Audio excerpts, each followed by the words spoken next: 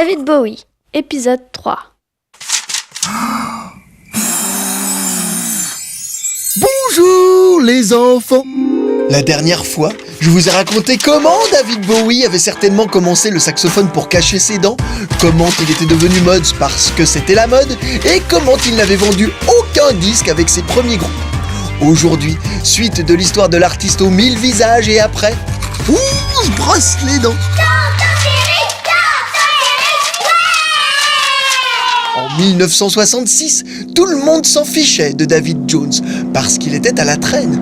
Ben oui, il continuait à vouloir faire de la musique pour les mods alors que les mods étaient déjà en train de se transformer en skinheads. Vilain. Le nouveau truc pire bien s'appelait le psychédélisme, une musique qui se jouait avec du LSD sous la langue et des bulles de toutes les couleurs projetées sur les murs. En plus, son frère Terry avait été mis dans un hôpital de fous cette année-là, alors bon... C'est toi, tonton Pierry? Autant dire que David Jones était ringard avec sa petite cravate et ses chaussures italiennes.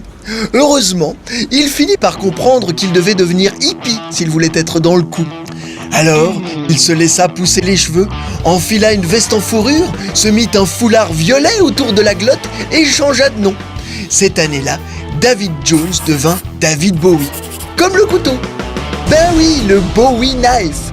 C'est comme un couteau suisse, sauf qu'il est énorme et qu'il n'a qu'une seule lame spécialement conçue pour ouvrir le ventre des gens.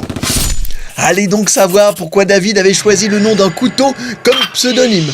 Mais bon, il y en a d'autres qui ont des noms d'armes, par exemple, je sais pas moi, Colt Sievers, Magnum. Il y a les chewing-gum bazooka aussi. Enfin, je les ai plus tous en tête, mais il y en a plein. Et après, qu'est-ce qui se passe? Sûr de son coup avec sa nouvelle identité, David Bowie se trouva un manager du nom de Ken Pitt. Un gars un peu foufou qui aimait beaucoup les jeunes garçons au teint pâle avec aucun poil sur le torse et qui lui donna un coup de main pour sortir son premier disque appelé avec beaucoup d'inventivité David Bowie. Mais ce disque fit ce qu'on appelle dans le jargon un flop. Car il y avait encore un autre problème, c'était la mode des groupes. Même Jimi Hendrix et Eric Clapton se présentaient avec des groupes.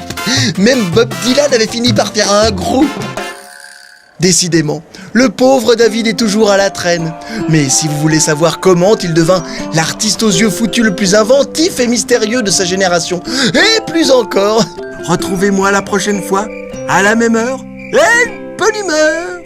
À bientôt.